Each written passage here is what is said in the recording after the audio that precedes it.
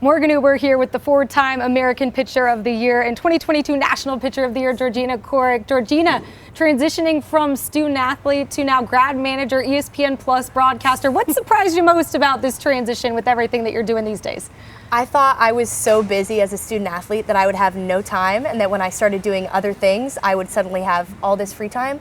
I am so busy. I had no idea that it was going to be all of this work that went into what actually amounted to being a student athlete, all of the hard work behind the scenes, everything that is kind of created for them.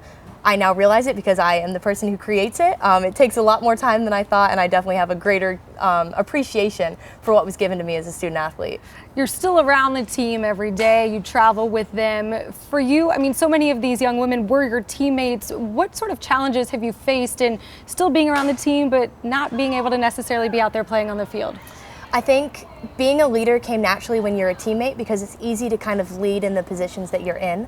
It was much harder to take a step back and be not only a less dominant role with a lot less responsibilities, but also not being able to be in those situations with my teammates was very, very difficult. I was so used to being the person in the circle, on the mound, even in the dugout, able to kind of lift and inspire in that way. Now having to take the step back and maybe being the person who really challenges them in BP, who like hits them harder fungo or really pushes them in the practices. Definitely it helped me gain a lot of appreciation for how hard they worked to then have it translate on the field, and I got to have a new appreciation for that off to the sideline. And now you're in the booth. If you've watched any of South Florida softball this year, you've heard Georgina's voice. And what is it? How did you get involved in broadcasting? What drew you to wanting to be an analyst?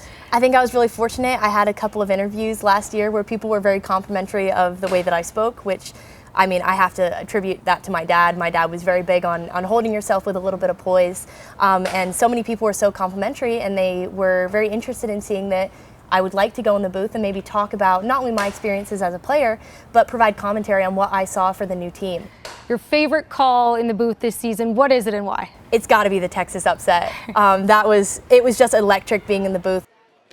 Garcia Soto, a deep drive into left field. Kathy Garcia Soto, obviously on the all-rookie team, Defensive Player of the Year, but no one really appreciates the way that she's a switch hitter and has been just electric as a freshman for the team.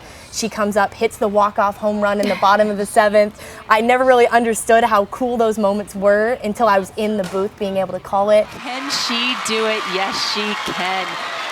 What a monster home run to come up in the seventh inning. And it was just one of those moments where I stood up. I had to try not to rip my headphones off and scream, but it was just so electric and I loved watching it. Well, we definitely gave it our top play of the week at the American. We were talking about it at the conference as well. Certainly a memorable moment.